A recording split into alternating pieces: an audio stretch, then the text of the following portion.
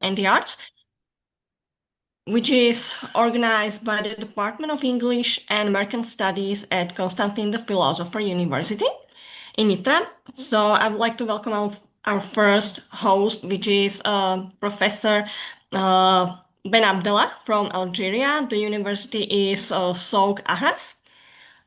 And the topic is enhancing creative writing skills and reducing writing apprehension in Algerian, Slovak, and French EFL students through collaborative online international learning using Padlet. So the stage floor is yours.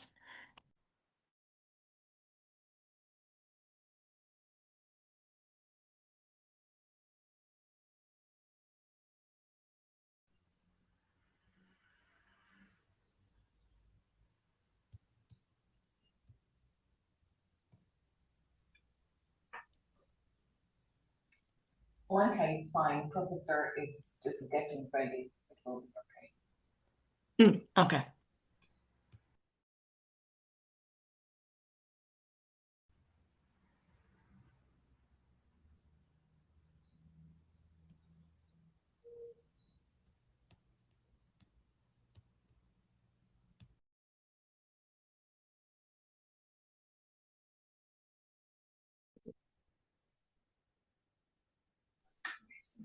Professor, we cannot hear you.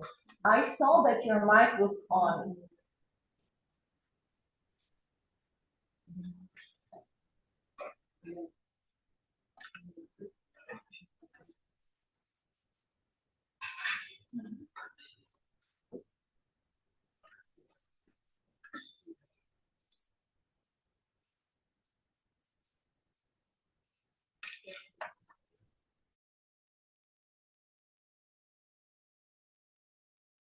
Is the professor able to hear us actually?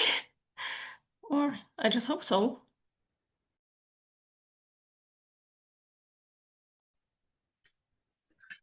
Professor, can you hear us? He wrote in the chat, he asked it in the chat whether we would start on time. So I thought that he is there, fully present. Let's wait a little bit. Okay, but we cannot hear you.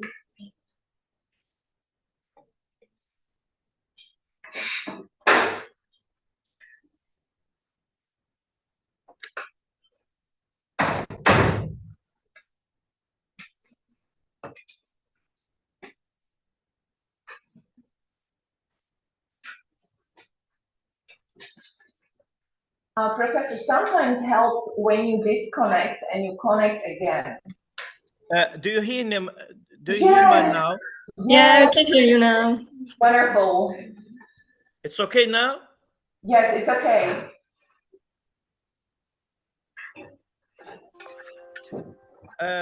Okay, well, just a minute. I would like to...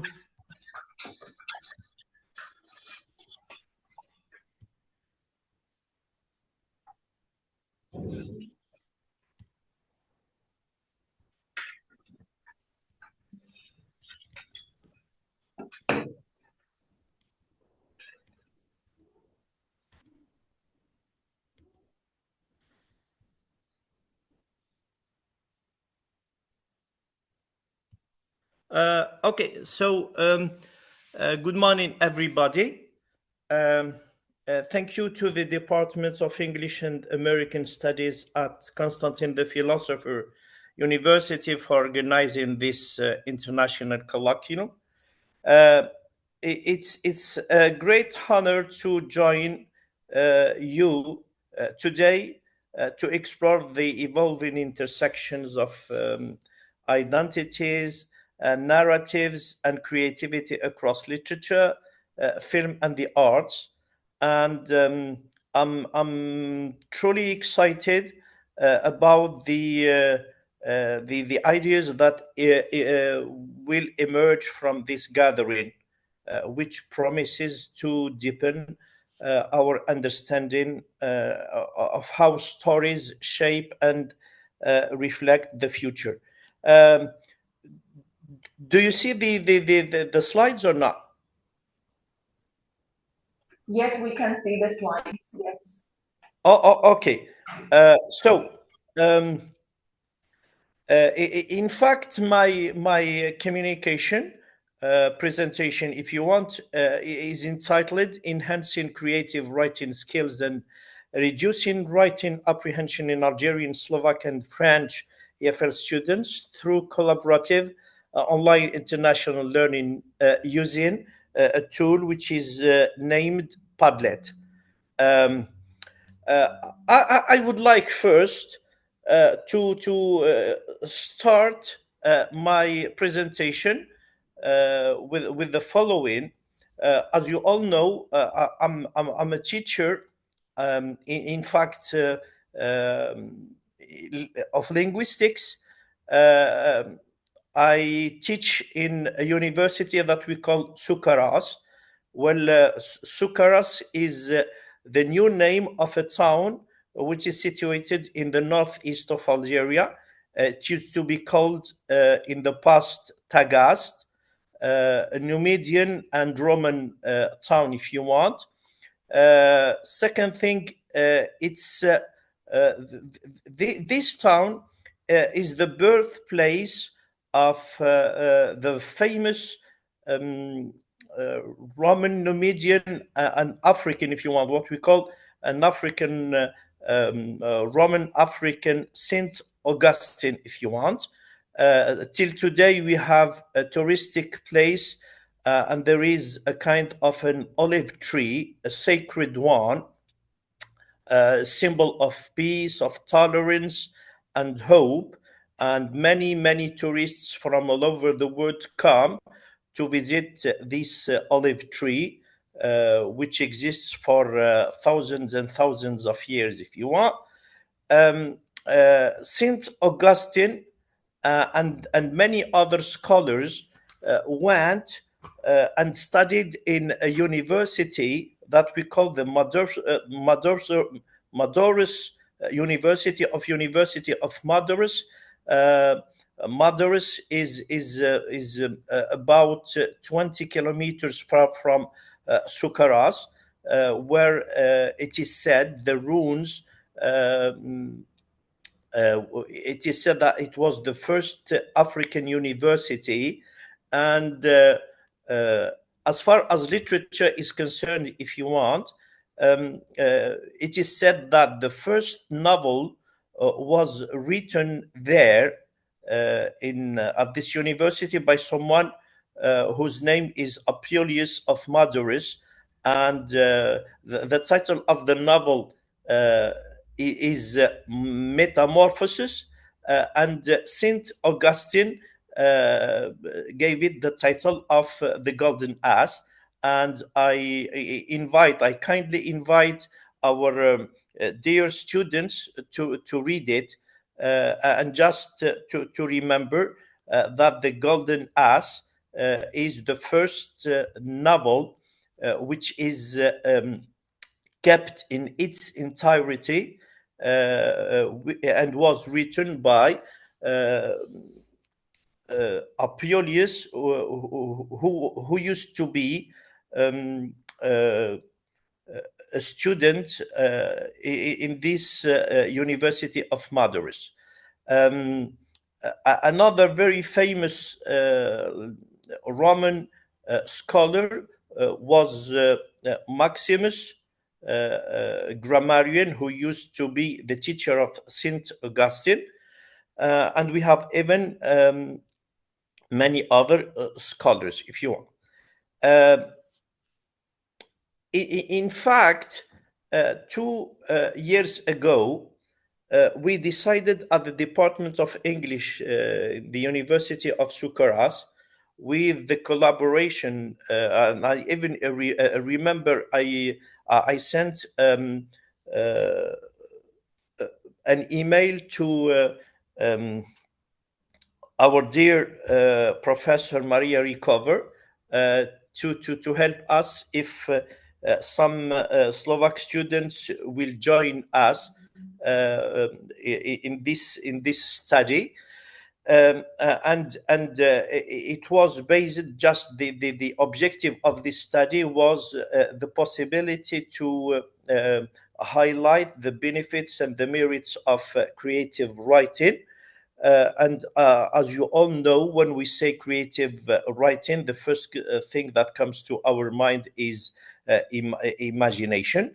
Um, that's why I chose a quotation from Ballard, the British um, writer, who used to say, "I believe in the power of the imagination to remake the word, to release the truth within us, to hold back the night, to transcend death, to charm mortal ways, to ingratiate ourselves with birds, to enlist the confidences of madman."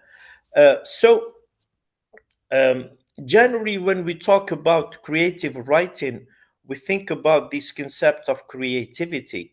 And I always refer to the book, and I always explain to my students that if they have to read an interesting book about creativity, I always send them to Sternberg, Robert Sternberg, who wrote in 1985 a very interesting book. The title of this book is Beyond IQ, a triarchic theory of human intelligence, in which he explained it in his book that by human intelligence he means human ability. So intelligence, it means ability, and he says that a creative person is only someone who does things that have never been done before. So a creative person has to be persistent, tenacious, and compromising, and stubborn, if you want. It means not determined to change your attitude and position. And by the way, all these um, adjectives do not seem to be negative, but positive. In the same book, Sternberg explained that uh, an intelligent person must have a combination of three types of abilities: analytical, creative, and practical. So, someone who is analytically intelligent is someone who is able to analyze, to evaluate, and to solve problems. Someone who is creatively intelligent or is able to generate new ideas and deal with novel situations. However, a practically intelligent person is someone who is able to adapt to their own environment, is someone who is able to shape and select even this environment. This is what we call, between parentheses, street smart. Uh, this guy's Sternberg, this American psychologist, when he wrote the book, he wrote it as a kind of an alternative to what was known during that time by the the general intelligence factor, if you want, which is measured at that time with what is called the intelligence quotient, if you want. So, by creativity, we can say that it's this ability to create new and original products, uh, which are considered appropriate for the features and limitations of a given task, where products can refer to a variety of ideas, viewpoints, and innovation. It's that capacity, the ability to generate rather than to create from scratch, and put writers' imaginative skills to good use. Um, a creative personality must have a set of ingredients, among which quickly we can cite flexibility, fluency, elaboration, tolerance of ambiguity, originality, breadth of interest, sensitivity, curiosity, independence, reflection, action, concentration and persistence, commitment, expression of total personality, and sense of humor. Uh, um, Now, let's take the first variable, which is creative writing. And I think you do agree with me if we say that creative writing is an art.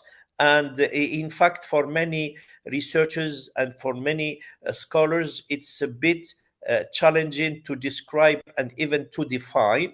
But I made up my mind and chose the definition by Hale in 2008, who said that creative writing is anything where the purpose is to express thoughts, feelings, and emotions rather than to simply convey information.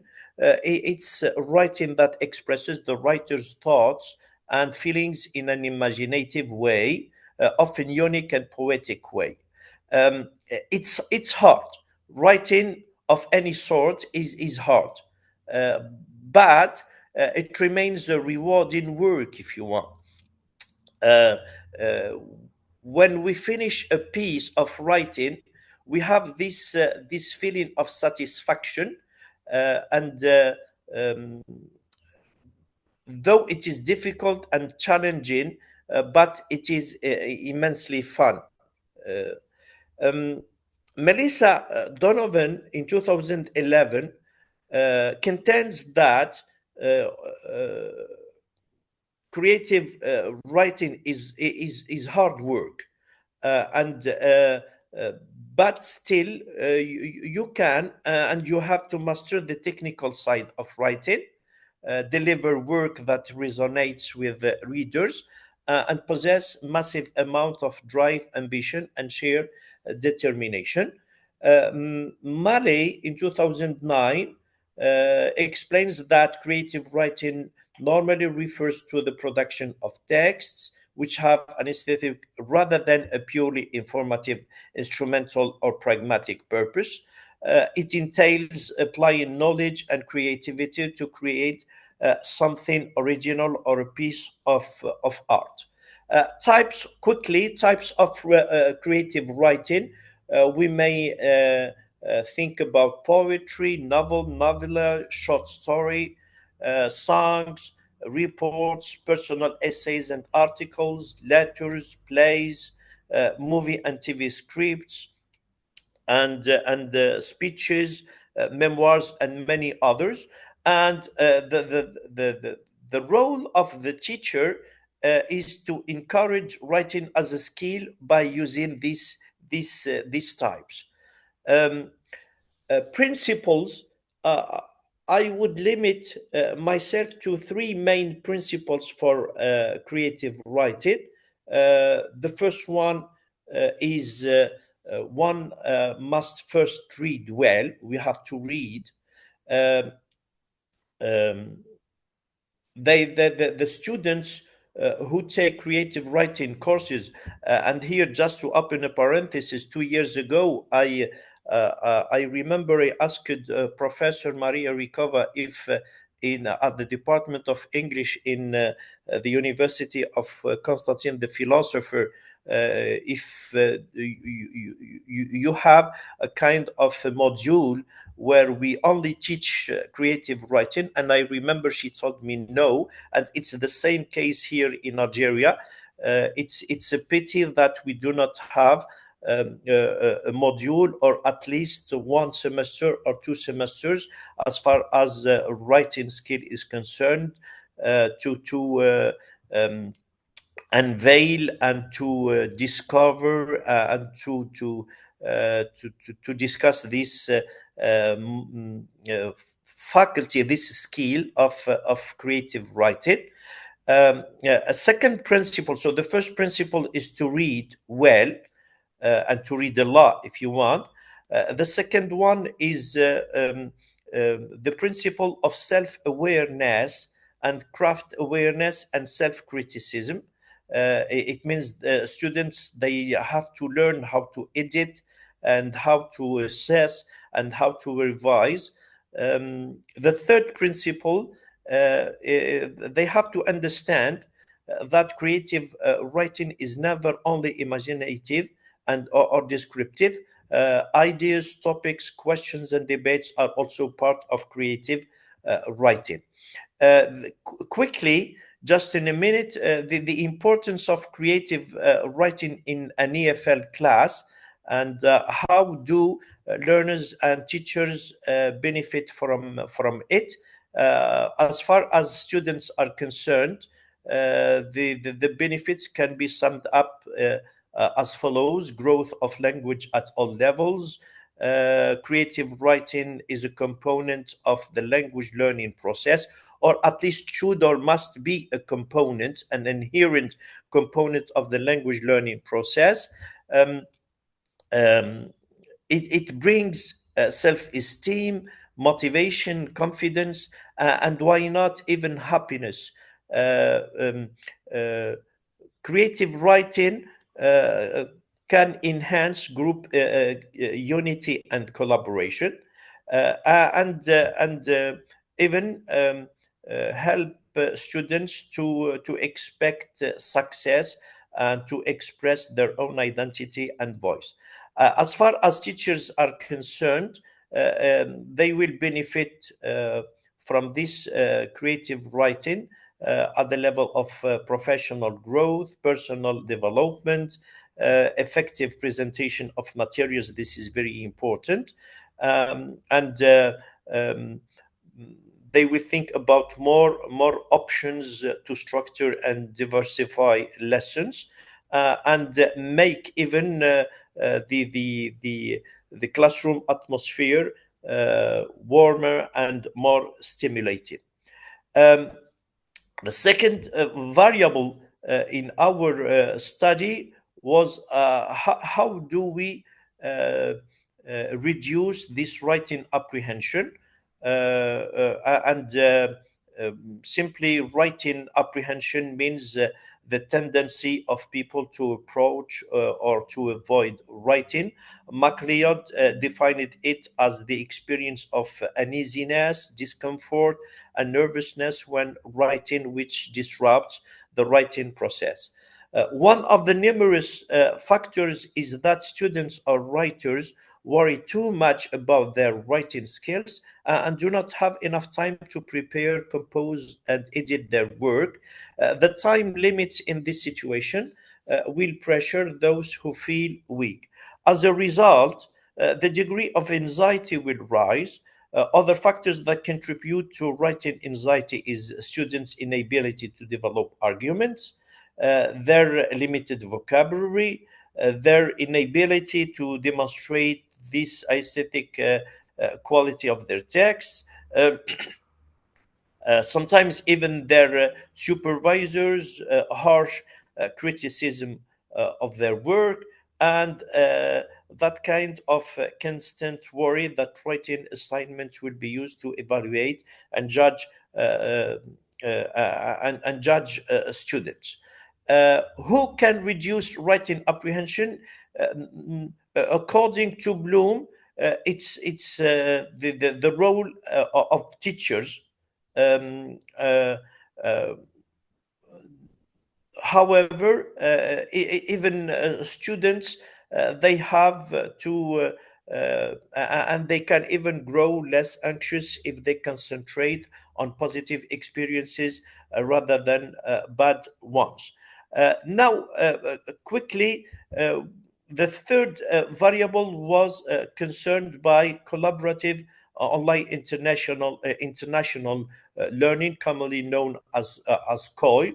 And here quickly, I send you back to the what we call the EFL teaching renewal by Stern, who believes that any foreign or second language um, teaching or learning is based on innovation through change in teaching methods. So the teaching methods are constantly changing. There is even a kind of an innovation through language related sciences and research. And what is interesting is whenever a teaching method changes, the technology used will change hand in hand, and that's why we thought about COIL, where which involves COIL is simply based on collaborative learning, and it involves many students who decide to work together the with the objective to solve a problem, to complete a task, or to develop a product in either face-to-face or online context. But in our case, it was an online context. Um, um, Creating an efficient environment for online collaborative learning involves taking into consideration several factors, some of which are as follows.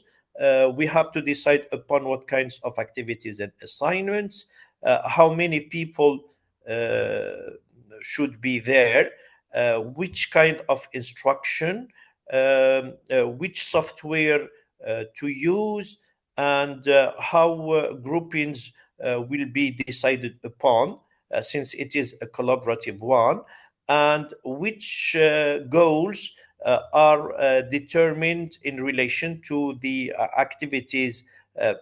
presented activities, and at the end, how these all these interactions and activities and tasks will be evaluated.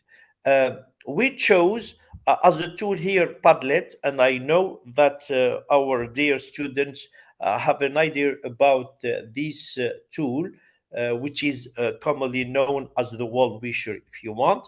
It means if you use Padlet, it means you can construct a kind of an online bulletin board where each one can add something or an idea to what has been already presented. It's comparable to a piece of paper but stored on the internet, if you want.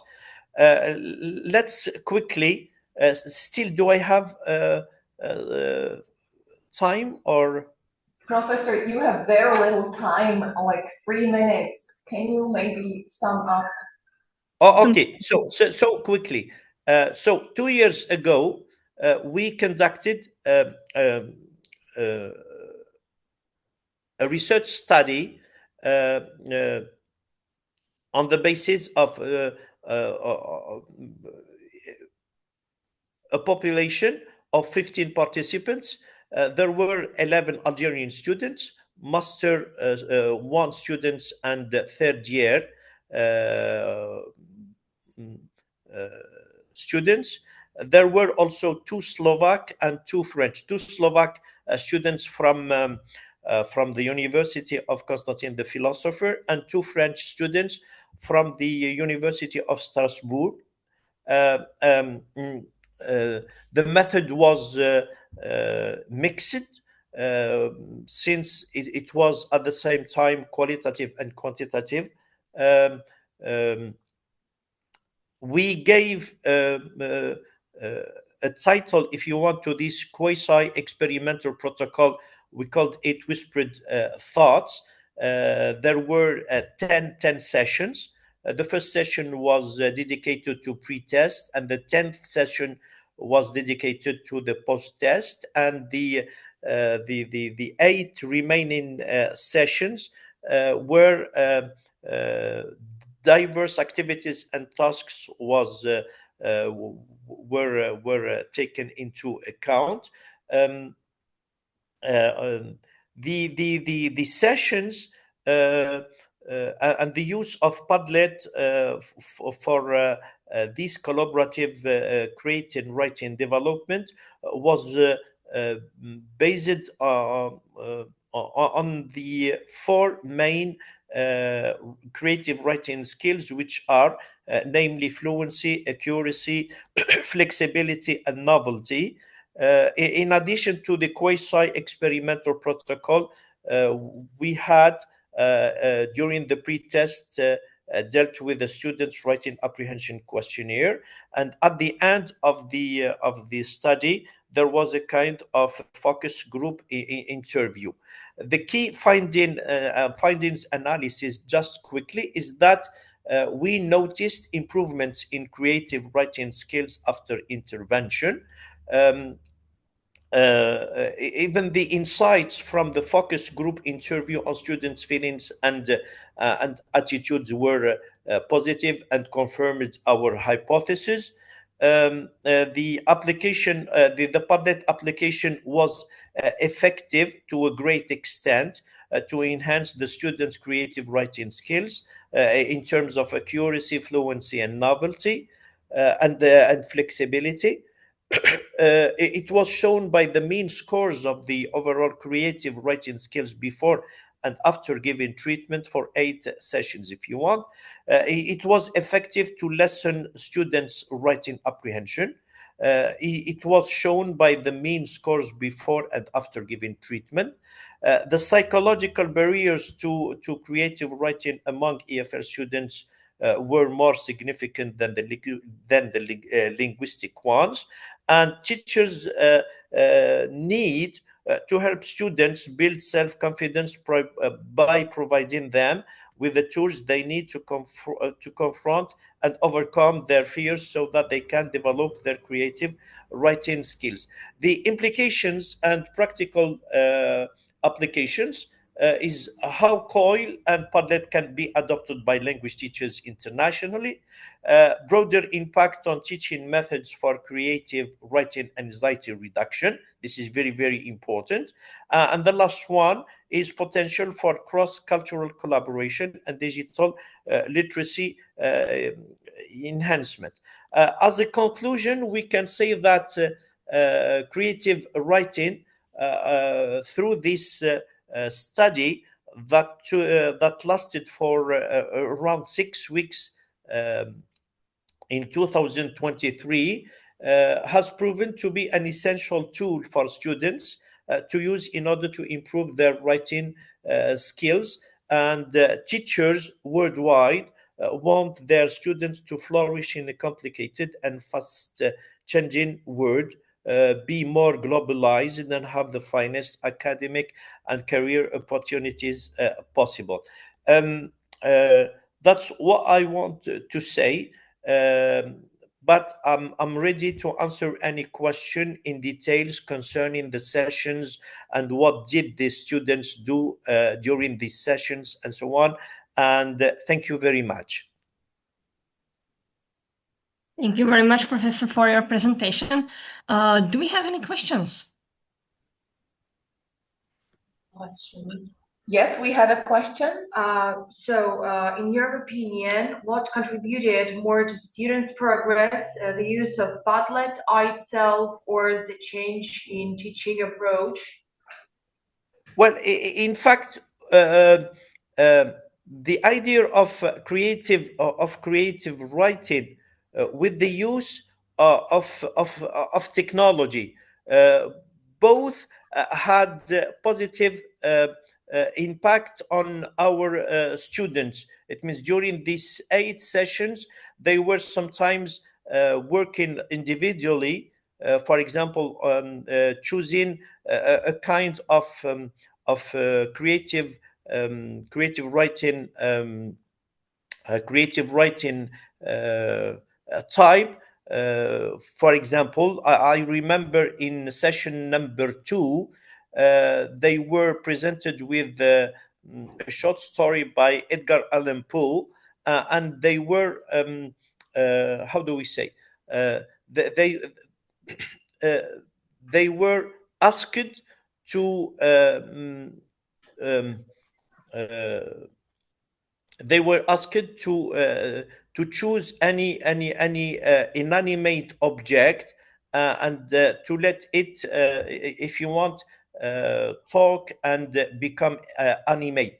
I forgot to tell you that I remember when I used to be a pupil in the middle school here in Algeria. We call middle school is between the age of 12 till 16. We used to have an amazing teacher of Arabic who taught us how to write a short essay on the basis of creativity, of imagination. Of course, he didn't explain to us anything. He just told us, okay, we have to celebrate what we called the International Day of Tree. So try to write an essay on the importance of plants, of trees, and so on. And I remember till today that one of the pupils wrote a beautiful and amazing paragraph where he made a kind of a dialogue between himself and the tree, and as if the tree was complaining. And we were very happy. And at the end of the session, all pupils learned that we can talk about our thoughts, we can talk about emotions, about our feelings, and so on. And just for your information, this guy who wrote this kind of an essay, a dialogue between himself and the tree, lately he became a minister here in Algeria. And I also remember that this same teacher of Arabic language asked us to create a kind of a copybook where we always how do we say, where we all every week we have to read something, and then we have to share and to write our opinions, our attitudes, and so on. And maybe I don't know, but this is maybe from the subconscious that I decided 2 years ago to work with a group of students and to see and to discuss the merits and the benefits of the writing, the creative writing. So yes, to answer your question, the Padlet played a very important part in enhancing and in motivating students to write and to contribute and to participate. Thank you, Professor. We need to proceed to the second presentation so that Professor Rahil has enough time to present also. So thank you once again. It was very nice to hear how you collaborated with students and how you created something very nice. Lenka, can you introduce the second person, please? Yeah, our second presenter is RAHIL DELLALI from Badri Mokhtar Annaba University from Algeria. The title is Compossible Future Worlds, Time of Virtualities in George Louis Borges' The Garden of Working Path. Whenever you are ready, you can start. Okay, good morning, everyone.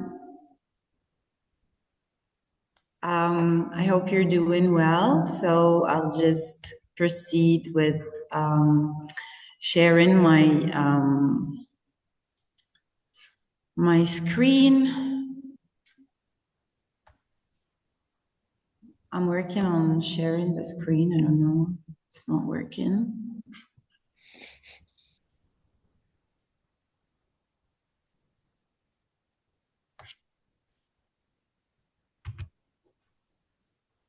Okay. Can you see the presentation? Mm-hmm. Yeah. Okay. So good morning again. So my presentation is entitled Compossible Future Worlds, Time Virtualities in George Louis Borges' The Garden of Working Paths. And just a small and a short anecdote before starting. Last night I had this dream where I missed the presentation, and then I was into this maze where I had to find different paths to make it to the presentation. So I don't know, I feel like everything is quite interlinked.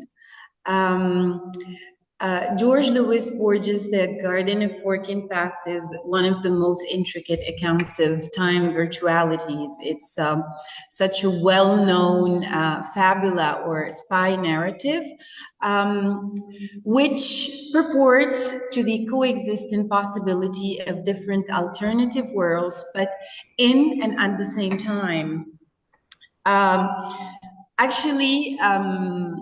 Deleuze is one of the most prominent philosophers who dealt with the notions of compossibility and inclusion, which are developed by the Enlightenment philosopher Leibniz.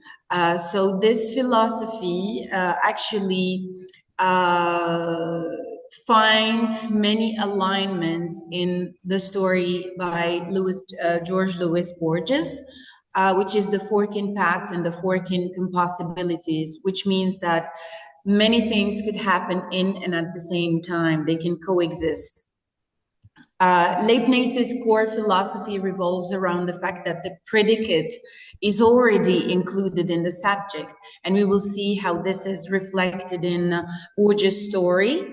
It proclaims this compossible, infinite and speculative alternatives to one action, which means I am here presenting this, if we explain it through Leibniz philosophy, I am here doing this presentation, and many alternatives, many invisible RAHILs are also in this room, probably presenting and doing this presentation in different ways. So it all coexists in the same manner at the same time in the same space.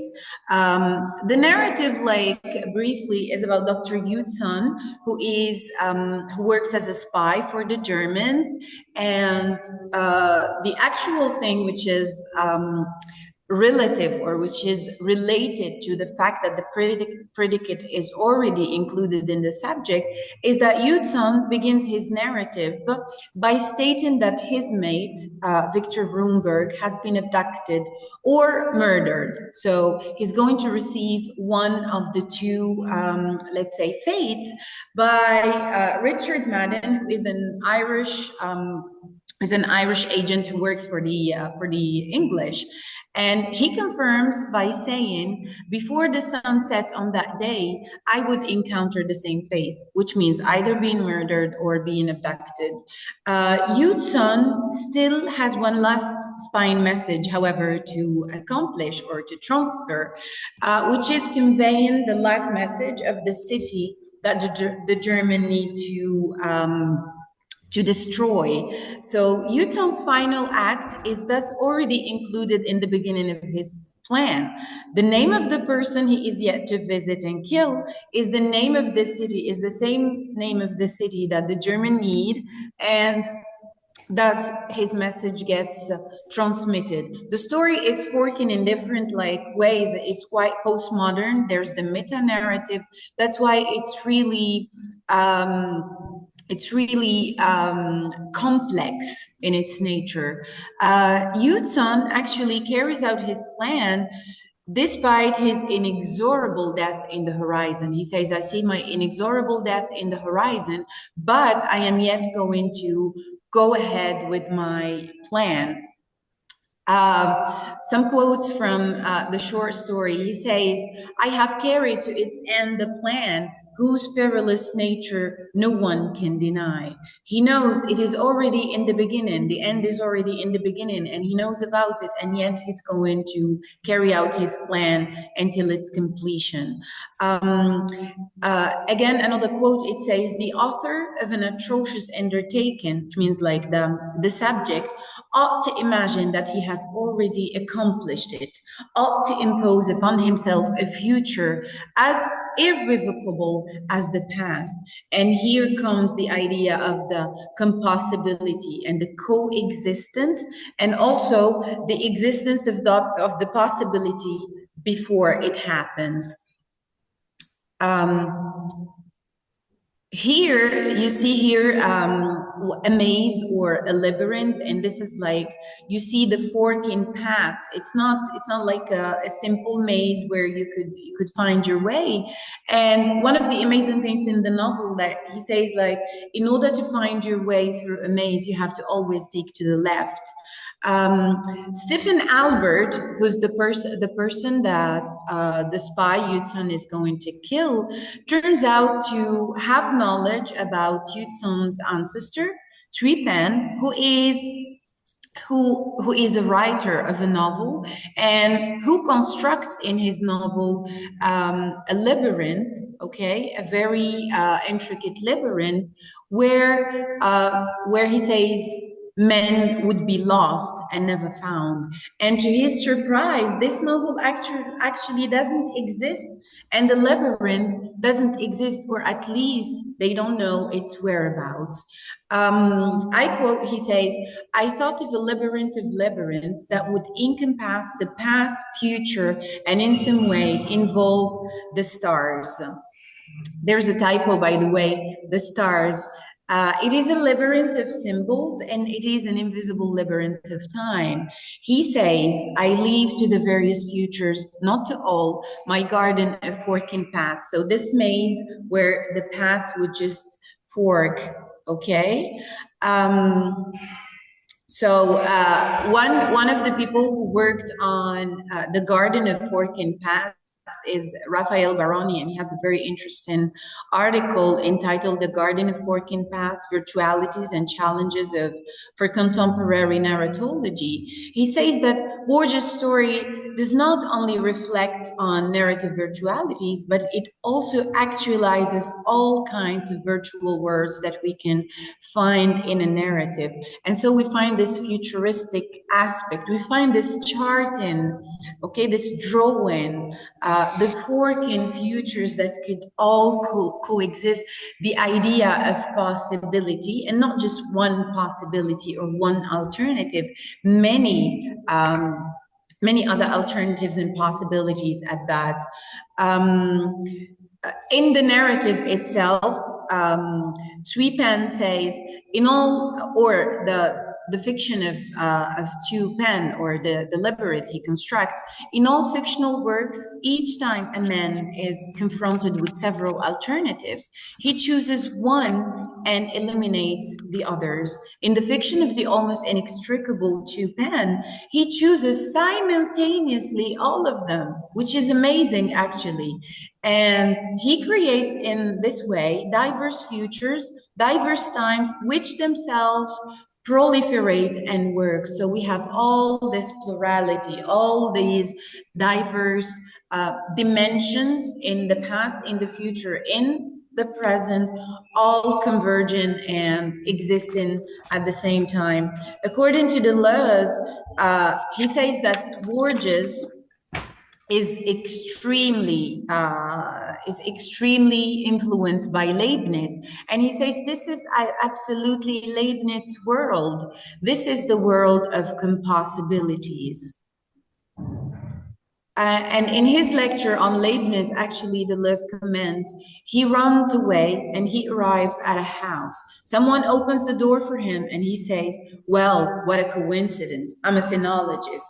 And so he comes in, and the Chinese spy says, his ancestor is one who is famous, both for building the maze and who that has never been found, and for having written an infinite book that has never been found as well. So you see, this is Borges's perpetual theme, the infinite book and the labyrinth. And I'm adding the infinite book and the labyrinth of continuity.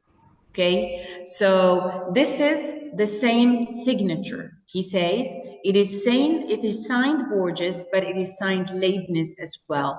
But I can find sentences exactly like that in the Theodicy by Leibniz. And this is the garden of the forking paths. And this is amazing because the idea of the compossible futures, we can find it in digital stories, we can find it in games, in video games, we can find it in science fiction movies and books. And also he says that the idea of the Chinese philosopher being involved is also one of the Leibniz actually features, because Leibniz quotes a lot from Confucius, and he quoted him a lot, and he was fascinated by the Orient. And whereas Borges imitates that all, he really made a copy that conformed to Leibniz's. thought with an essential difference, okay? And he says that the only difference between Borges and Leibniz, and that probably for Leibniz, there was like with every compossibility, there was one path. But for Borges, there were all the different worlds, all the futures, all the possibilities existing at the same and at the same time. Okay, so here he says, I'll go fast to the last line. He says, such that they conserve a very classical principle of disjunction. It's either this world or some other one. In Borges, however, he places all these incompossible series in the same world, allowing a multiplication of effects. Leibniz would never have allowed incompossibles to belong to a single world. So in Leibniz philosophy, there was like the compossibilities, which are compatible. They could be present at the same time. But Borges went ahead of himself to an extremely futuristic vision where even the incompossibilities could be compossible and could exist in the same world and at the same time. Albert, who is the one to be killed at the end and who has the same name of the city, says, time works perpetually towards innumerable futures. In one of them, I am your enemy. Okay, and then Yutzan reflects, once again, I felt this warming sensation of which I have spoken. It seemed to me that the humid garden that surrounded the house was infinitely saturated with invisible persons. Who are these invisible persons? Those persons are Albert and I, secret, busy, and multiform in other dimensions of time. Same example as I gave at the beginning. It's like as if we are here doing this, I don't know, participating at this colloquium, but at the same time, there are other versions of ourselves probably thinking of doing it in the same way, differently. We don't know, all right? So the philosophical implications within Borges' story have been actually extended into other genres, and namely cinematic productions. And this inclusive, especially and compossible aspects, they kind of inspire the speculative trends in both fiction and theory. And Christopher Nolan, I'm sure that many of the students attending the conference are familiar with Christopher Nolan and his movies, and he's one of the filmmakers and filmographers, and his cinematography is all about creating time labyrinths and employing the compossibility of present, past, future, okay? And there is this conflict between choice, determinism, whether we could create alternatives or not. And I'm going to briefly show examples of his movies, or give you examples. For example, in Inception. In Inception, the characters move from one dream world to another, and the actors actually exist simultaneously in the same dream, and even the sub-levels of dreams. He creates dreams and sub-dreams, and the characters are all involved in the same dream, and they act differently. Once they are enemies, once they are allies. Okay, so Inception is one of the great examples of the idea of compossibility. Also Interstellar, it's one of the famous movies by Christopher Nolan. And in Interstellar, he creates this speculative representation of the black hole. He even goes like so far as to this creation and simulation of the black hole, which the NASA actually congratulated and said that it was a very like an almost accurate representation, while it was all speculative, while it was all imaginary. And this movie actually asserts the compossible existence of the same person in both present, past, and future. And if you could see here in the pictures, We have here the agent Cooper, and here he's in a future dimension, but at the same time he used to exist at the same dimension in his house, and his daughter was trying to figure out the signs. He was in an alternative world, in the future world, trying to send himself a sign in the present, until his daughter Murph at the end discovers that the message from the future was used to say stay, because he couldn't talk. He was into this labyrinth of time and space. And you could see here how Christopher Nolan imagines that, and you could see that it has the labyrinth sign in it.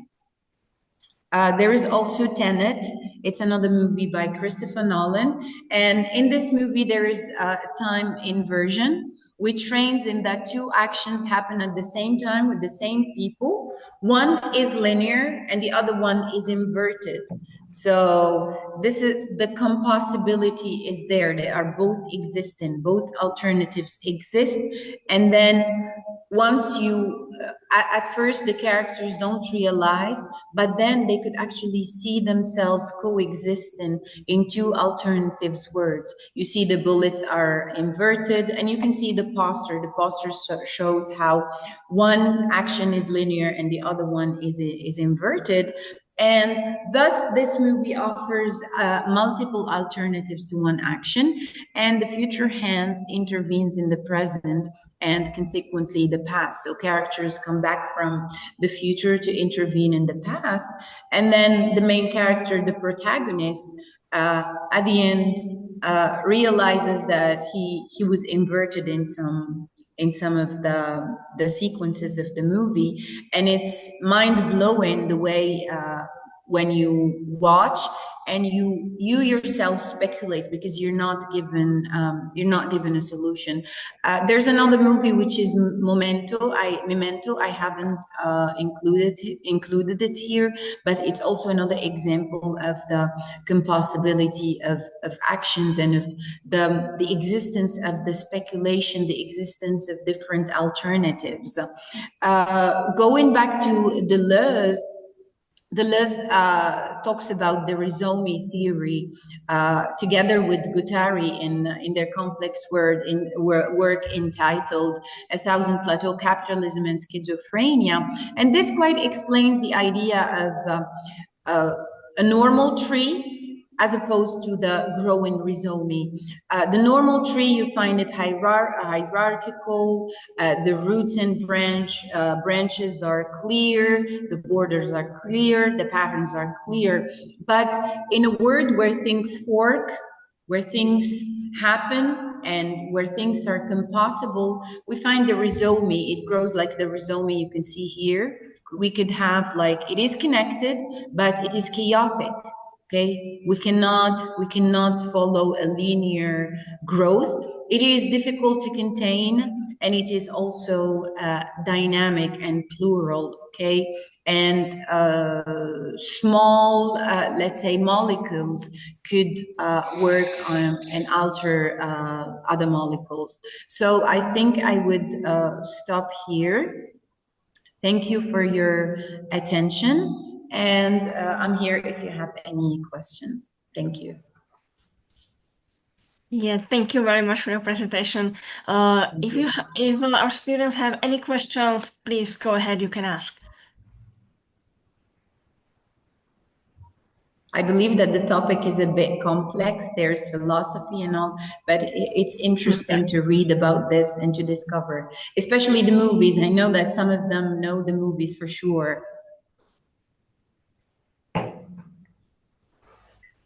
We have a question. Yes. My question is, which perspective do you personally find more convincing, these Leibniz or Borges's? Yeah.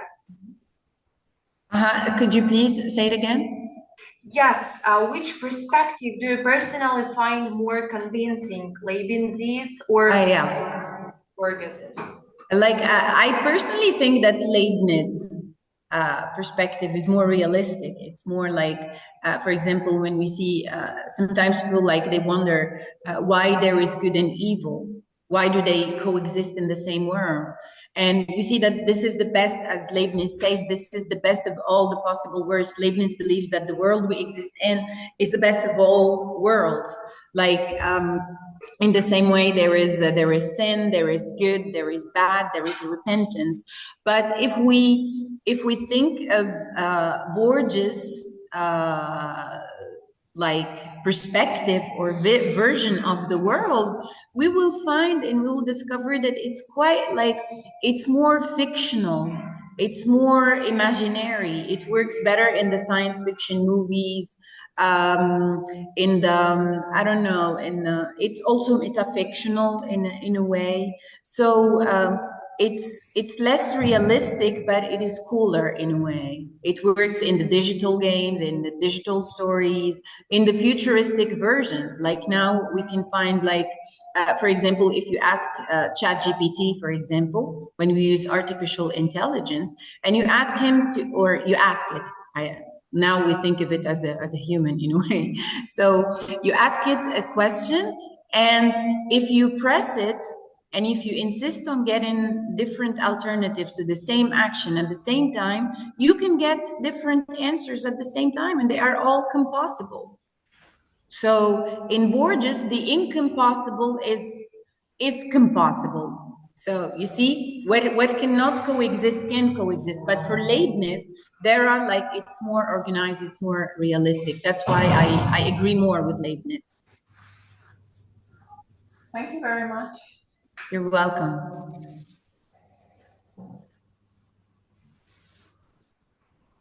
Any other questions? I hope that answers your question. Yeah, there are no other questions. Okay.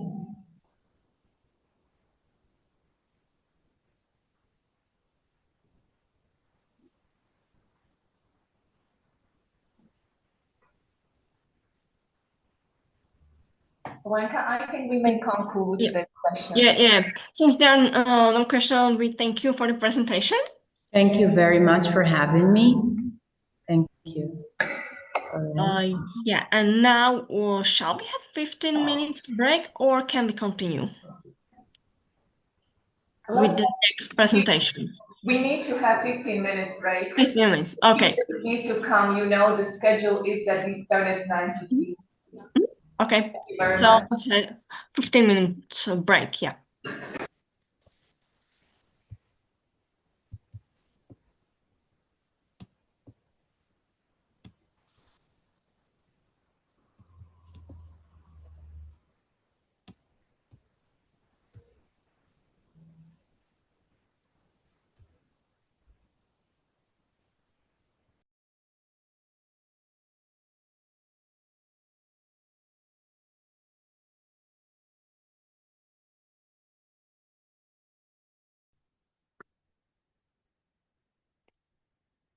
Okay, so in this section, we are going to have two presenters. The first one is Daphne Orange Mary from the American College, Madurai, Tamil Nadu, India. Welcome. And the topic is the page dead? Digital natives on literature's future. Whenever you are ready, you can start presenting. Yes, greetings and very good morning to all of you. So greetings from the American College, Madurai. So I'm Daphne Orange Mary, and I would like to share my PowerPoint presentation. Am I audible enough?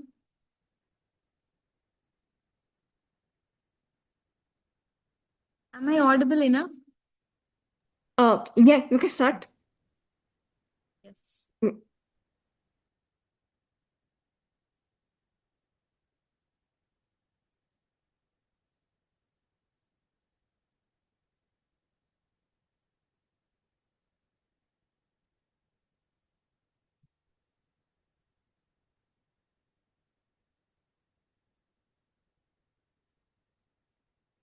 Perfect. We can see your screen. Perfect. So I'm audible, right? Shall I start? Yes, you can start. Please go ahead. The title of my paper is The Page Dead? Digital Natives on Literature's Future. So when I started this research, I had this question in my mind: is the page dead? Because nowadays we don't give much importance to the physical text, because most of us, we prefer the PDFs which we have. So among students, they do not carry the physical books to the classes. Maybe here I'm talking about the students here. They always have the PDFs, and they have all their notes as the texted format in their gadgets. So I had this question, and I want to do a research on this particular thing. So actually, the digital era has liberated literature, that is the written literature, from the physical page, transforming it into a multimodal experience available through ebooks, audiobooks, and film adaptations. So there is a shift. So since we talk about the future of literature, so we have to ask such question within us, like, is the page dead? So because as literature students, we are supposed to read a lot. But nowadays, I find in my students that they are not getting themselves involved in much reading. Rather, they prefer digital summaries, video analysis, and audio formats for their study purpose. And digital platforms, they immortalize and democratize access to the physical texts. So there is a migration from deep, concentrated reading to fragmented, screen-based conception challenge, which challenges the traditional essence of literary study. So I started my research with these research objectives: to map the digital reading and writing habits of undergraduate literature students, and to investigate their motivations for preferring digital over physical formats, to analyze the perceived impact of these habits on their critical engagement and analytical skills, and to explore the students themselves believe constitutes reading in the digital age. And I had these three hypotheses on my mind before I sent the survey to the students. So digital natives prefer screen-based reading than physical page reading. They prefer visualization of the text rather than the textualization of visual or narratives. They prefer content from websites than giving importance to the human intelligence, that is critical thinking skills. And I have done few literature reviews also. So there are many researchers done in this digital field, but my research is confined to reading habits and the digital, about the digital literacy that the digital natives have, especially confined to literature students at the American College, Madurai. And then this is my methodology. So I have used the research method, survey method. So I circulated questionnaire, around 20 questions to the participants. So the participants are the undergraduate students from the English Literature Department at the American College, Madurai. We have more than 350 students in our English department. So I received just 1 or 2 responses from them. And the data collection tool which I used is the digital questionnaire. So example, Google form. So I used Google form to collect data, and then the data analysis, I have analyzed the data both quantitatively and qualitatively. And the research ethics I used is confidentiality of the data which I collected, and anonymity, and voluntary participation was followed. So I didn't force any of my students to participate in this research.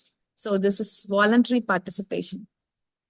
So let's move on to the analysis, that is the results and the finding part. Actually, 50% male and 50% female respondents were there. So I got 1 or 2 responses.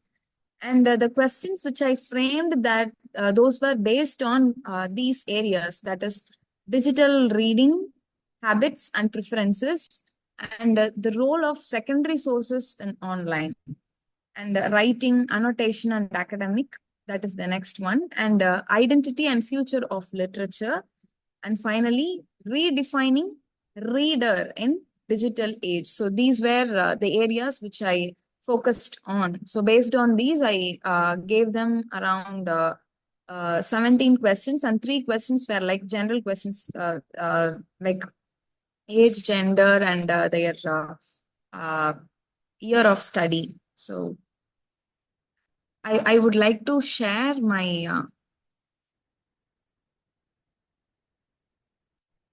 survey with you. So are you able to see my survey right now? Yes, we can. Yes. So this is my survey, research survey, and this is the data which I have collected. So totally 1 or 2 responses. So third year, 38 students, first year, 30 students, and second year, 34 students. So these are my respondents. And gender, as I said earlier, 50-50, and age factors. And straight away, I'm going to the question first. So for the question for your required literature courses readings, what is your primary format of engagement? Most of them, they selected digital texts, that is PDF, EPUB on laptop or tablet. So most of them, like 51%, around 52 students, they responded that they use digital texts. So this is a strong point which I would like to insist on. And then when approaching a new complex literary text, maybe a Shakespeare play or a Victorian novel, what is your first step? So before reading, what you do? So that was the question. So most of them, they answered, they read a summary or a plot overview in Spark Notes or Wikipedia, like that. So they are digital natives. So I also had other options like start reading the primary text in its full original form, listen to podcast or audiobook version, watch a video explanation, summary or adaptation.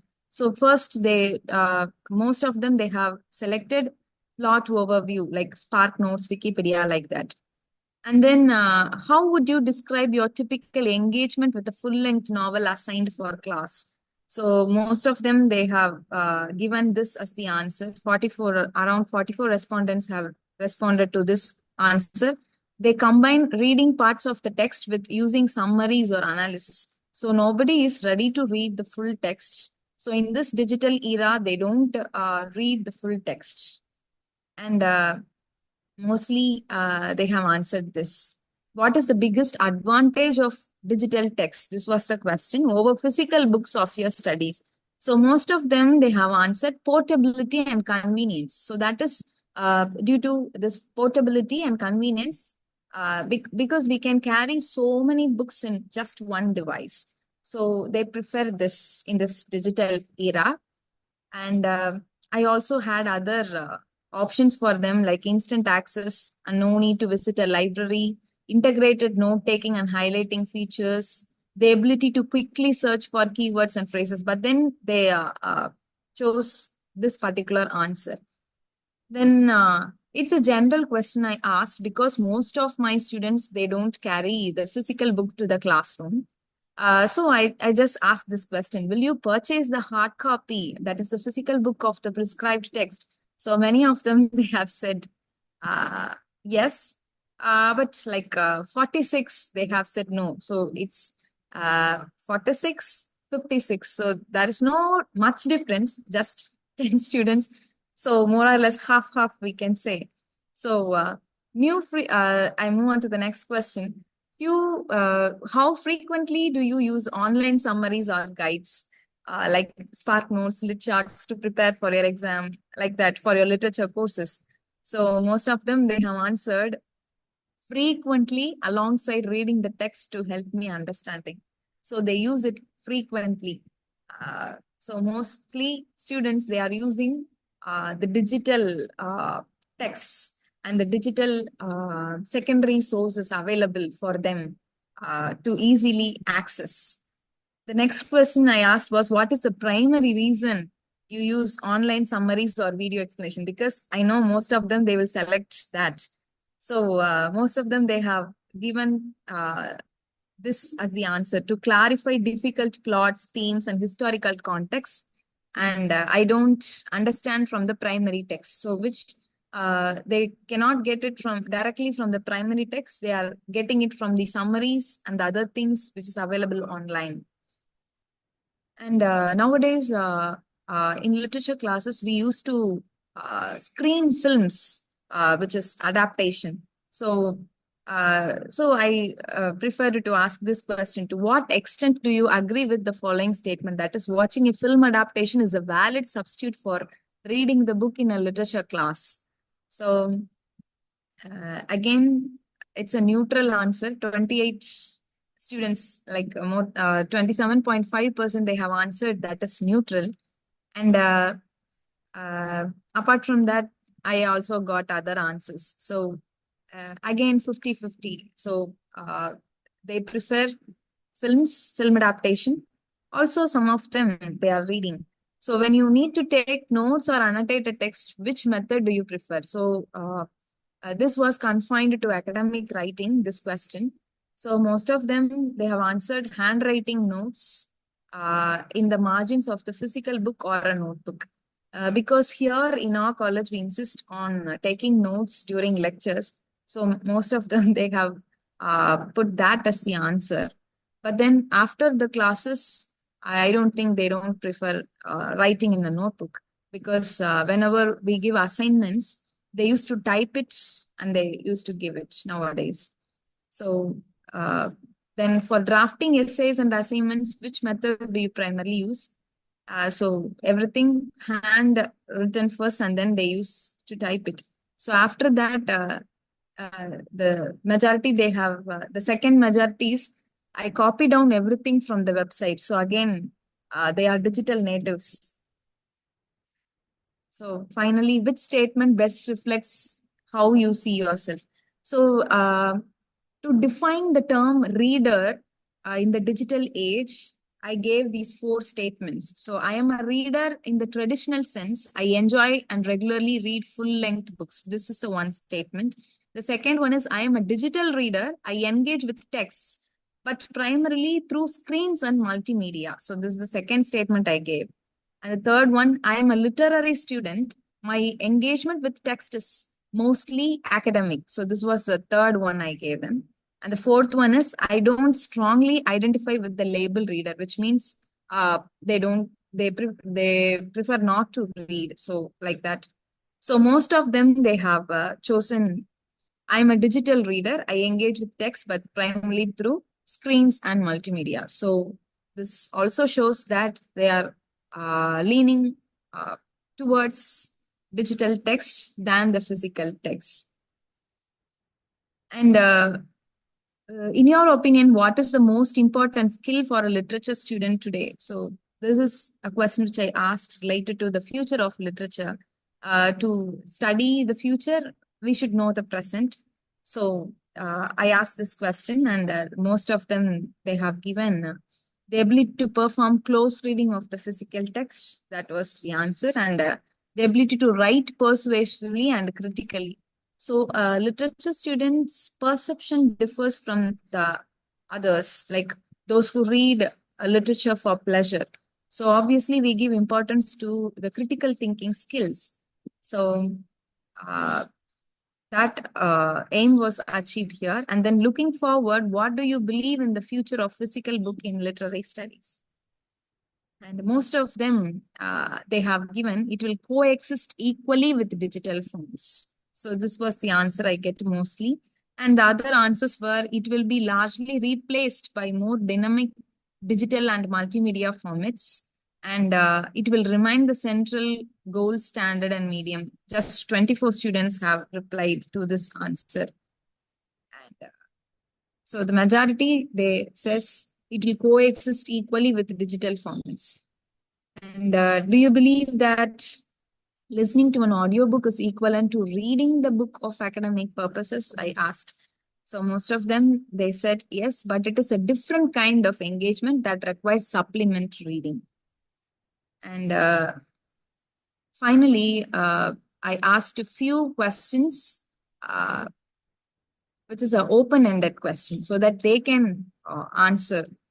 So on a typical day, approximately how much time do you spend reading for academic purpose on screen versus physical page? So some of them have given like 3 to 4 hours reading on screen and 1 to 2 hours physical reading. So when I gone through all these things, so mostly they are using, their screen time is like higher when we compare it to the physical page reading. Because most of them, they have said they read it in their laptop or tab or something like that. Then I gave this question, again it's an open question. Do you consider yourself a reader in the traditional sense? Why or why not?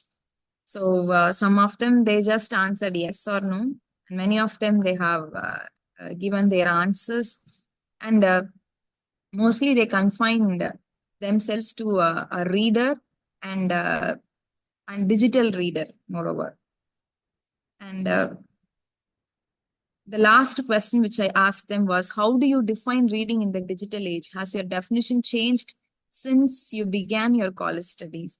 So many of them, they have said, yes, they have changed their view of reading as a reader, especially a literature student. So they have given so many answers, and I went through it, and I did a quantitative and qualitative analysis.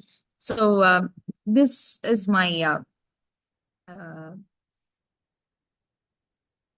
questionnaire. Now we'll move on to the slide which I have prepared. So actually this was my analysis and the results. Based on that, I have written my discussion. So we went through all the questions and the answers given by the respondents. So there is a digital shift in literature, we should say, because most of the literature students in our college, they prefer reading online. Their screen time is more compared to the physical reading time. So the core problem is the shift from deep reading to fragmented or multimedia consumption. So most of them, they prefer summaries rather than reading the full text. And some of them, they said they have watched videos before they start reading the text, like that. So multimedia consumption is there. And towards the end of the questionnaire, I asked them the open-ended question. So how do you define reading? So the definition of reading is transforming, posing both challenges and opportunities for the future of literature studies. So to my research, I focused mainly on the digital natives theory given by Mark Prensky. So this theory was introduced in 2001, and this focuses on the different way of thinking and processing information. So this theory focuses mainly on these three things, that is digital natives, digital immigrants, and the shift. So digital natives are those who are born after 2001. That is the native speakers of digital language, we can say, because they are born into digital era. And digital immigrants, those who are born before that, like even 70s, 80s, or 1990s, and they adapt themselves and they learn new technology. So they becomes digital immigrants. So digital natives, digital immigrants, and shift in cognition level of digital natives because they are born into digital era, and they can easily access to the websites and all the internet facilities and all the technology. So they have different perception, different approach, and different behavior, both physically and physiologically. So taking this into consideration, I would like to discuss more. So deep attention was given to hyper reading. So hyper reading, it includes skimming and scanning in the digital reading. So redefining a reader with digital literacy, this can be seen among the literature students nowadays. So they are redefining the term reader with digital literacy skills which they have. And multimodal experience. So today literature students, they experience this multimodal experience, and they access to literature superficially without analytical thinking. When they are prone to access short videos, short summaries, then they do not know the real essence of the physical text. So in that case, they get access to literature superficially without any analytical thinking. Existing study habits and literacy skills of literature students is not disappearing, but it's transforming. If we are if we are traditional teachers, we may think that the study habits and the literacy skills of literature students nowadays, it's disappearing, but it is not so. It's existing, but it's not disappearing totally, but it is transforming. It's getting its new arena or new avatar, we can say. So challenge to teachers is how to teach literature. So how literature can be taught to digital natives. So that is the challenge we have as teachers. We have to integrate multimodal approach, and we have to integrate digital tools in curriculum so that the digital natives, they can make use of literature at its best, and they can get all the literacy skills. So to conclude, the page is not dead, but it coexists with digital formats. And the future of literature is not an end, but a transformation. My study, I just confined myself to the students in my institution, which I work. But the limitation is it's a self-reported data, and it confines to single institution, so and only to literature students. So the scope for further research is it can be done as a longitudinal study, or it may be done as a comparative study on the whole. Thank you. Thank you very much for your presentation. Do we have any questions? Yes.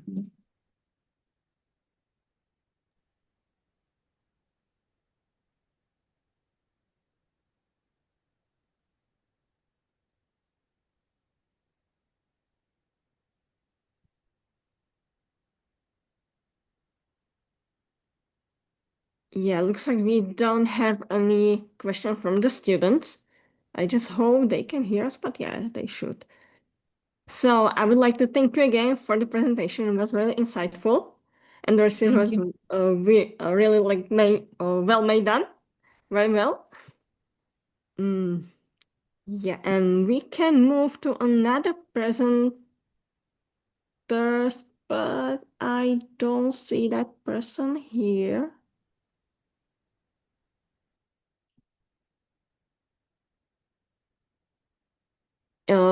Do we have Riara here? I don't think so. Not yet. Yeah, let's wait a little bit more. Maybe that person will show up.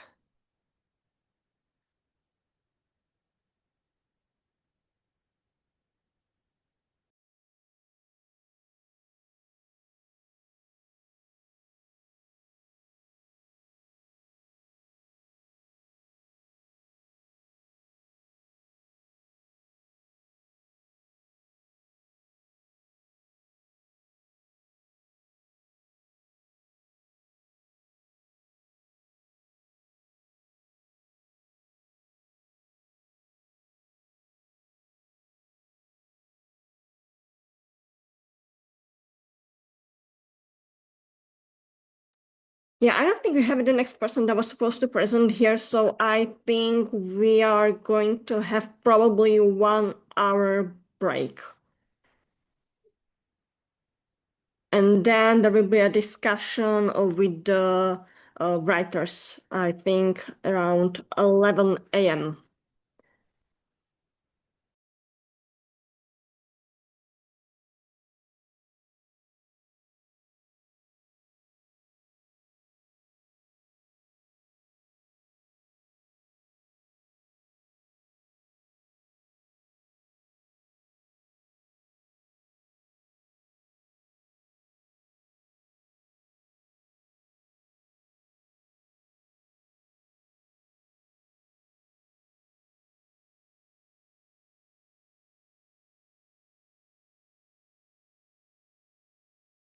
Jolanta, since the presenters are not here, so maybe we will just conclude this session and then but the event at 11 is not online.